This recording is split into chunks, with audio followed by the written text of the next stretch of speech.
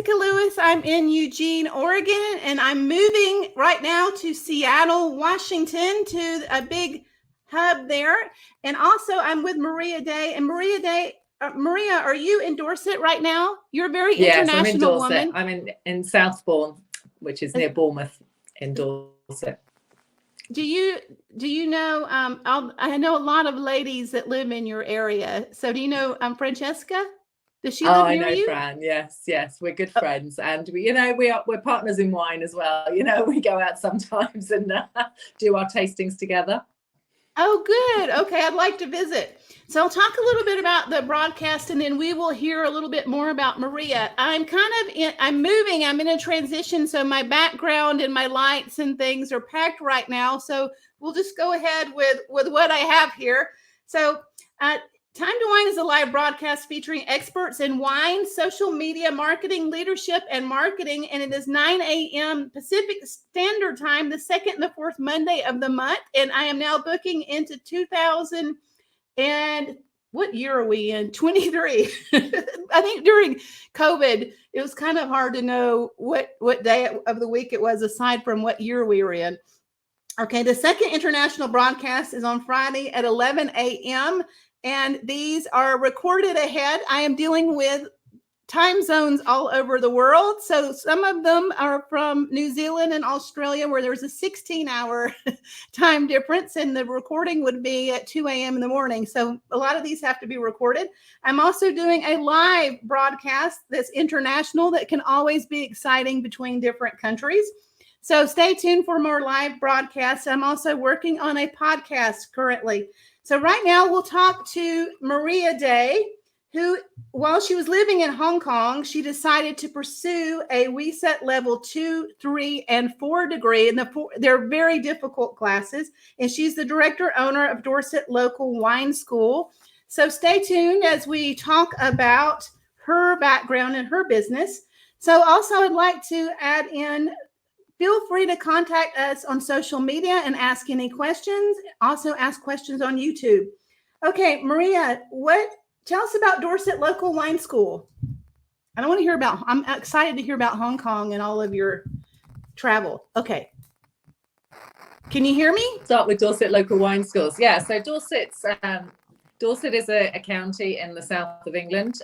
We have Devon on one side and Hampshire on the other, and Wiltshire in the north.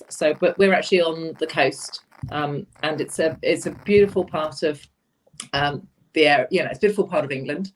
We have fantastic beaches. We have also sort of cliff tops. We've got part of the Jurassic coast here, and this is the region that I chose to come back to after living overseas, because it's got so much going for it. Particularly Southbourne, the little sort of suburb, I guess, of Bournemouth that I live in, has so much going for it as well. And I'm about a few hundred meters from the cliff top.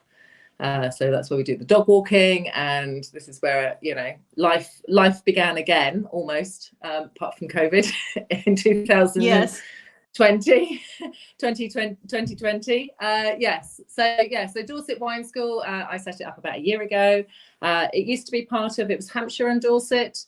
We have a Hampshire wine school that's very busy doing all the things in Hampshire, sort of Portsmouth and in Southampton, and also in Winchester.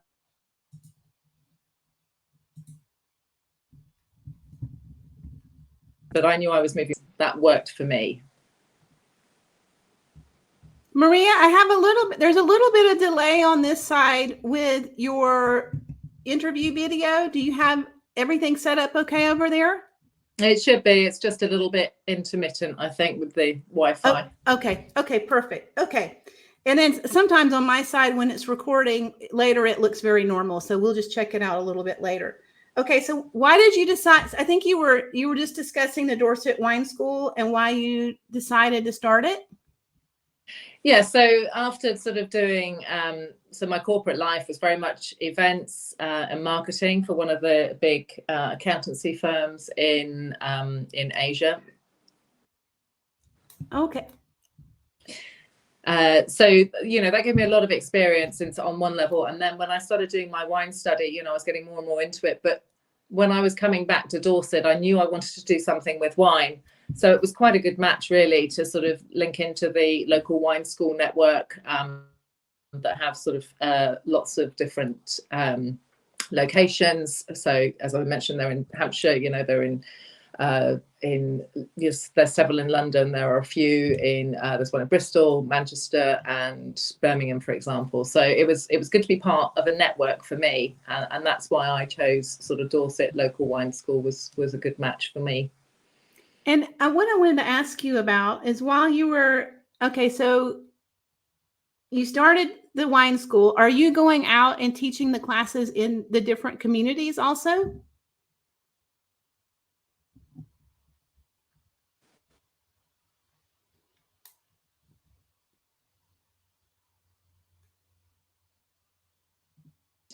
This is the problem living in Dorset. Yes, I lost you. Sorry, I missed the question. Do you want to? We had a little. It stopped. Do you want to try to start over real quick? Well, if I start over, let's see. Let's just keep going. Let's see what happens here. Okay. So the question was, do you go out in the different communities and do the wine tastings or with the school, or do people come to find you and come to you? Well, at the moment, we're set up for me to go to more sort of local, mostly sort of say restaurants, for example, who have perhaps a function room or have, space for me to go and do my teaching there. If it's on a Wednesday evening, there's a restaurant group just up the road. I have a great little room upstairs. That means I can just sort of go in there most weeks and do my teaching. Sometimes it's in a hotel and a function room. Nearby we have the Captain's Club, which is where I do a fish and chips with the sparkling wines, where we have Prosecco and Cava, and we also try it with champagne and an English sparkling wine and one or the other, sort of either a Cremant or maybe a Cap Classique from South Africa, so for a tasting. So I try and sort of rotate to give people a chance to come and see me, and somewhere closer to home, but maybe it's a special occasion they'll travel a little bit further to come and visit and do a tasting with me. Oh, it sounds so lovely. So I want to ask you a little bit about your studies. So when you were in Hong Kong, you decided to study WSET Level 2, 3, and 4. So tell us a little bit about that adventure. Sorry, could you repeat the question, Jessyca? Yes. So when you were in Hong Kong, you decided to pursue WSET Level 2, 3, and 4. So let's talk a little bit about your studies in that adventure. Yeah. So, I mean, it was more really just something to sort of take me out of the house after my daughter was born. It was a case of, right, I need to go and do something else. I need to exercise my brain a little bit. And I've always loved wine. But never really sort of understood why I liked a certain type of wine. And I wanted to be a bit more adventurous as well. I was definitely going down the route of drinking a lot of New Zealand Sauvignon Blanc at that time. I just wanted to be a bit more sort of understanding as to, why was it that wine that I liked so much. And I think doing like the WSET courses, they really give you a good foundation for that learning. They're teaching you how to taste and how to smell. And you start to understand a little bit more about the grapes and the soil and the environmental kind of influences on the grapes that then come through in the resulting wine. So I did the level 2, absolutely loved it, and then went on to do the level 3 and just went, all right, I'm enjoying this. I'm really enjoying the learning part, and then moved on to the level 4, which is a little bit more challenging in all its ways. And obviously it's been a little bit challenging in the last few years as well, because it's not been easy to sort of get some studying time in when we had things like homeschooling and lockdowns and so on, and everything was a bit delayed. So I'm going to retake my D3 part of the diploma in October. So I'm starting my plan and my strategy already for that learning part. Oh, great. I enjoyed it. I've done WSET 2, and I'd like to do 3 and 4, but I really enjoyed it too. I've been studying Photoshop and things that kind of work in with marketing. Okay, so how did you become the director and owner? So the availability of Dorset Wine School used to be Hampshire and Dorset Wine School. Cecile runs our Hampshire Wine School. She's sort of close to sort of Southampton, Portsmouth way. And I was coming back to this area, so I sort of put my hand up and said I'd be really interested to take over the Dorset area. And it's obviously quite a big area. So in terms of sort of local tastings, I'm probably not traveling that far, but it does mean that I can cover the whole of the county if I needed to. And sometimes I do get requests to go to maybe a holiday home on the other side of the county, and go and do a bit of a presentation, and we'll do cheese and wine for a family event or something like that in one of the holiday homes.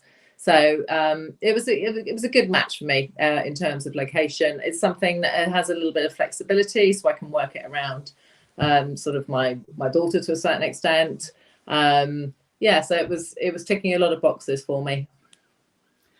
It sounds like just a wonderful match for you. What were you doing in Hong Kong originally?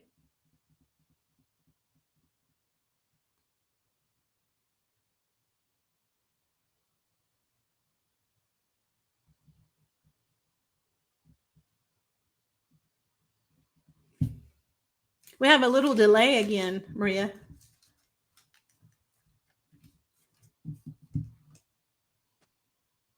Lost you. Are you there? Okay. Yeah, I'm here. Well, okay, you're there again. Okay, so what were you doing in Hong Kong originally? So Hong Kong was more sort of corporate life. I used to organise a lot of lunches and dinners for sort of partners and senior managers, and sort of partners conferences, and got very involved in sort of the food and wine side of that. And that's probably where some of that that love for sort of matching things up sort of came from. And sort of being part of a bigger events sort of process, but it actually gave me a very good background, I think, in terms of sort of organizational skills. My admin had to be quite strong, and that certainly helps in running a wine school, but it was also still tying into sort of probably my first love of food and wine. Yes. Okay. Now I wanted to ask you tell us about your coastal town of Bournemouth. Am I saying it correctly? Bournemouth? Yeah, you are. Yes. Okay. Bournemouth. Okay. Got it. Okay. So, perfect. Yeah. So we've got sort of three sort of towns this way, and we've got Bournemouth sort of in the middle. We've got Poole, which is one of, I think, the largest natural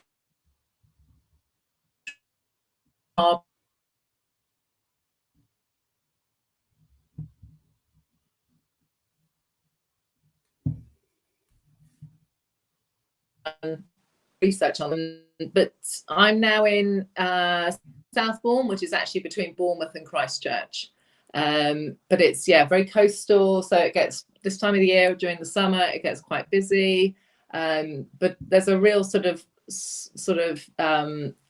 as a nice way of life here. It attracts a lot of people. It attracts a lot of people in terms of wanting to move here for the lifestyle, to be so close to the beach. We've got something like 7 miles of sort of sandy beaches.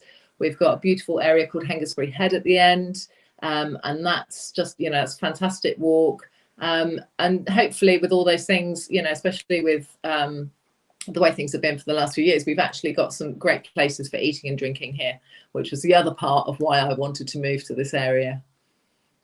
And with your target audience, so with your particular wine school, is there a certain age demographic that's interested more than others, or do you have all generations interested? It's kind of all generations in some ways. There's certainly sort of, say, a demographic of maybe a more mature audience that definitely come along, that do know a little bit about wine and just want to come out and enjoy it. Maybe learn a little bit, or just come out for the experience and to be sociable, maybe meet some people. They could be new to the area, so they're just trying to expand their social network. But I've had sort of younger people coming in who know very little about wine. Maybe they've been gifted a gift voucher as a present, and they're sort of going, well, we only know maybe 1 or 2 types of wine, but we want to learn more. And it's great to sort of see the expression on their faces when they sort of do that tasting, and that you can just see those light bulb moments where they suddenly sort of get some of those things that we love to teach when we're teaching about wine. And then I'm not sure if you knew this, I'm in the Willamette Valley. Did you know that, in Oregon?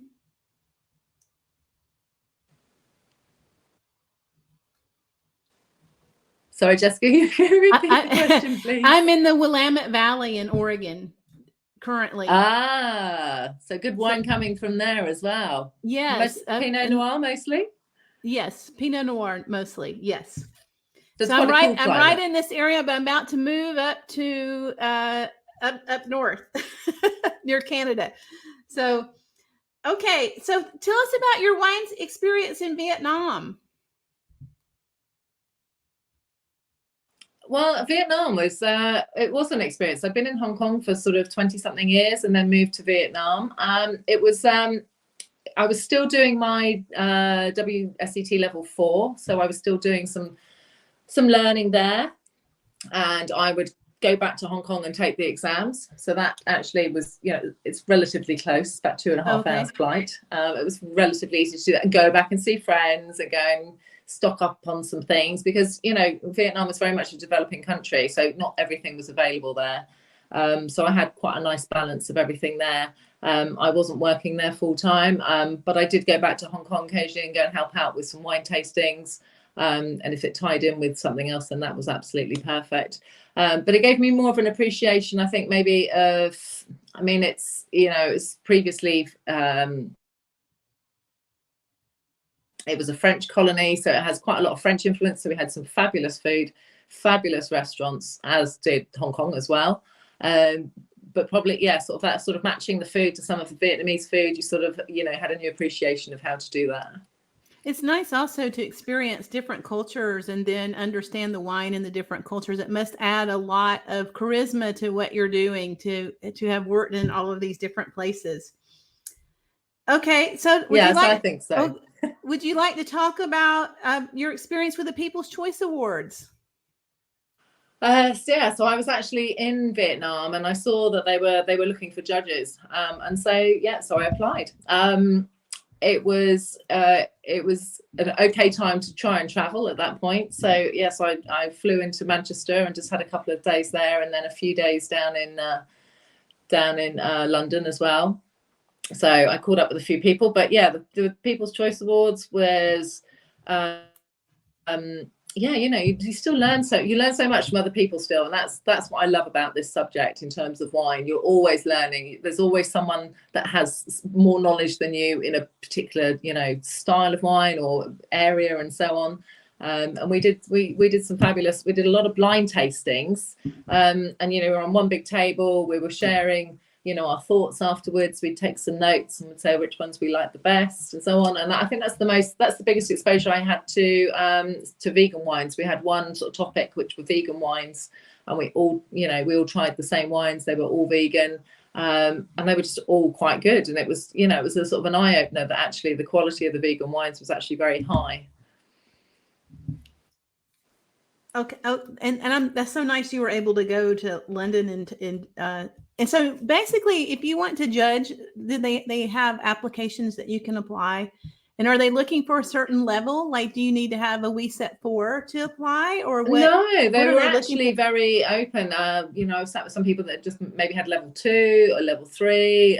There were some that were winemakers, some were sort of more wine journalists. So actually, it was a nice mix. So it wasn't sort of completely sort of very senior wine tasters that were sort of taking it very seriously. It was quite a nice broad approach to the wine judging, which I thought was really good.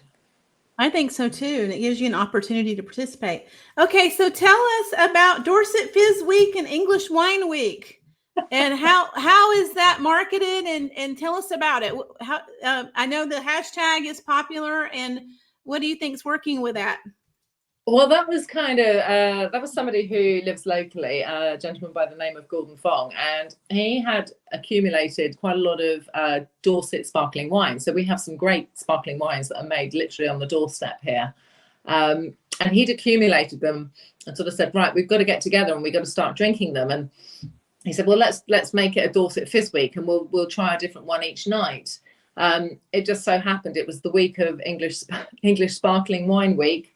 So we just got together and we just went to different people's houses. We did it at one of my tastings before the tasting started, and just went around and enjoyed the wines, and they were all it's always interesting, isn't it? Because you sort of think of one region, they're going to be producing the same kind of wines, but actually they all have their own nuances going on. Maybe they're using a different blend from the traditional champagne grapes. A lot of them are using the champagne grapes, the three main ones of Pinot Noir, Chardonnay, and Pinot Meunier. But actually, there's some other grapes that are sort of coming through as well. Some of them are sort of more hybrid, maybe more suited to some of our English weather. And of course, we've had amazingly hot weather in the last few weeks, so that's changing. It changes. The vintage variation is huge here. Let's just say that. So so we got around to drinking all of those. It was great to connect with the vineyards.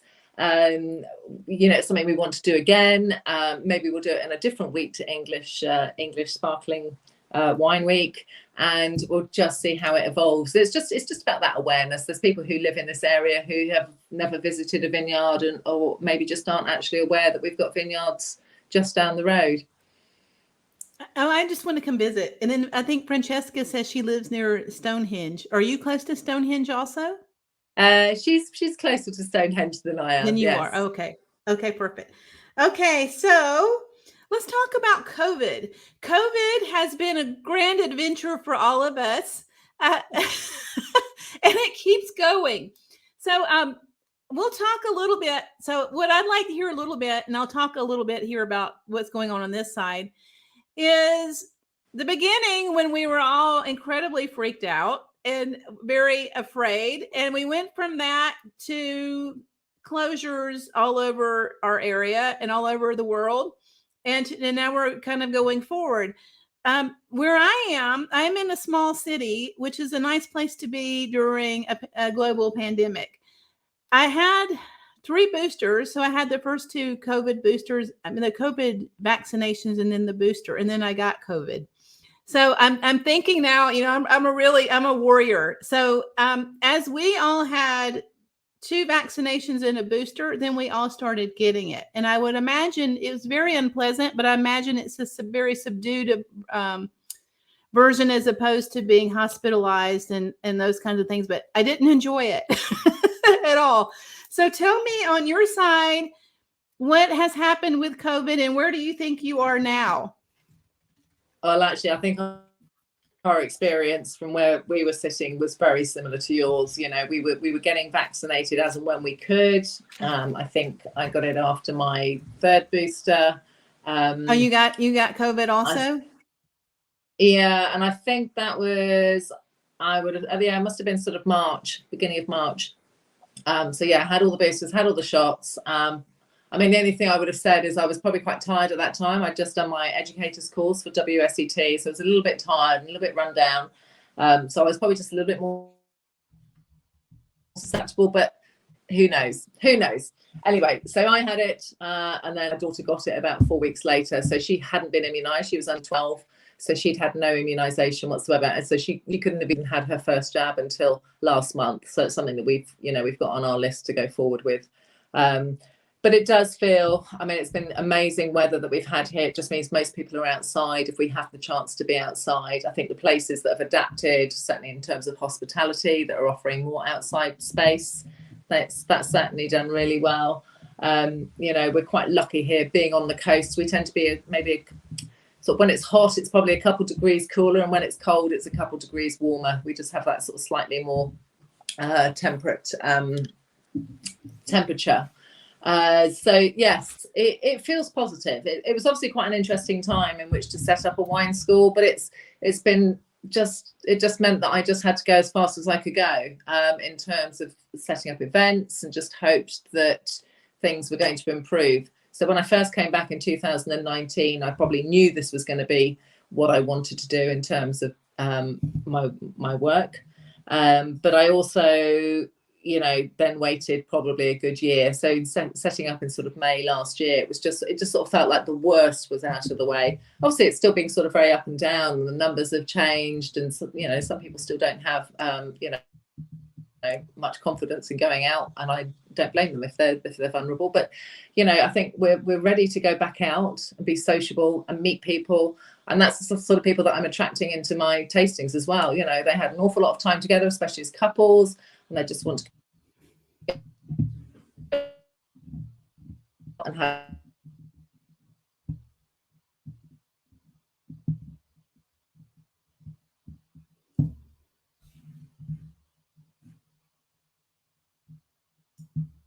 two people.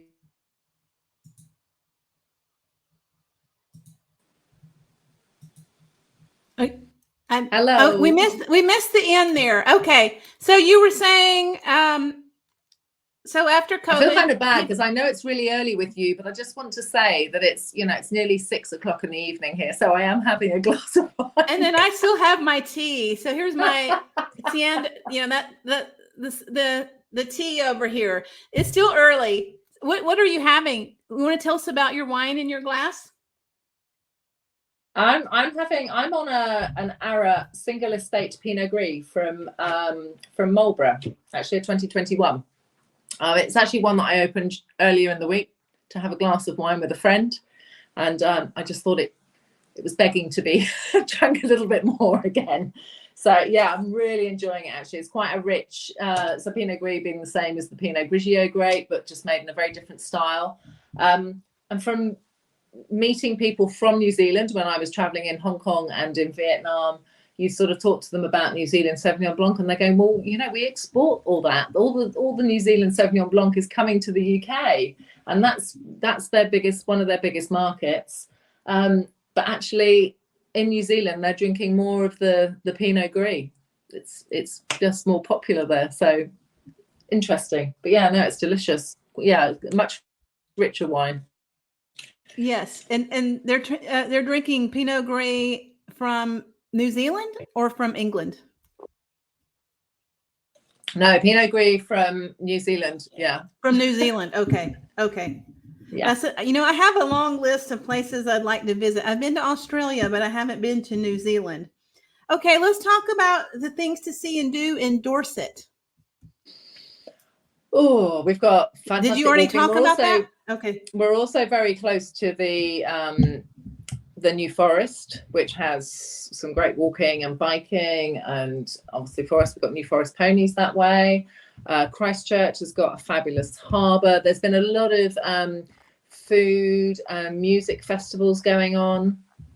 Christchurch has had quite a few actually. It's been fantastic. So they had a food festival. There's another festival called Stomping the Quomps, which is more jazz music. Just take along your picnic and take along, a nice bottle of wine, perhaps. Enjoy the music, and it's just those big open spaces that I think probably from living in Asia and living in cities in Asia, to go and sit in a nice big green open space in a nice temperature that's not too hot has been really nice actually. It tends to be sort of fairly. You can take your kids along. Probably earlier on in the day, you can take your dog along as well. It's all quite nice to do. We've got other events on the doorstep. We have a huge air show going on in a couple of weeks in Bournemouth. It's the Bournemouth Air Show, which is on over the weekend, which will be, there'll be all sorts of things going on, but they tend to do most of that sort of over the sea. So if you can stand on the cliff top, you can actually see all the events going on. And this is really the first year that we've managed to enjoy it in the full capacity that it's been running for years, apart from the last 2 years. So really making the most of that and enjoying it, and luckily having the weather to go with it as well.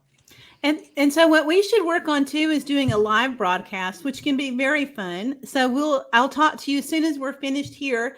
And so I just want to remind everybody to please subscribe to my YouTube channel. And you can watch I'm doing a broadcast again tomorrow morning, and then we'll be doing live broadcast. And again, this is the Time to Wine broadcast that is featured on the second and the fourth Monday of the month at 9 a.m. And today we are with Maria Day, who is in England. So Maria, I'll end the broadcast now, and I'll say goodbye to you where you are, and then we will chat again soon. Fantastic. Lovely chatting to you, Jessyca. Love chatting with you too. Thank you.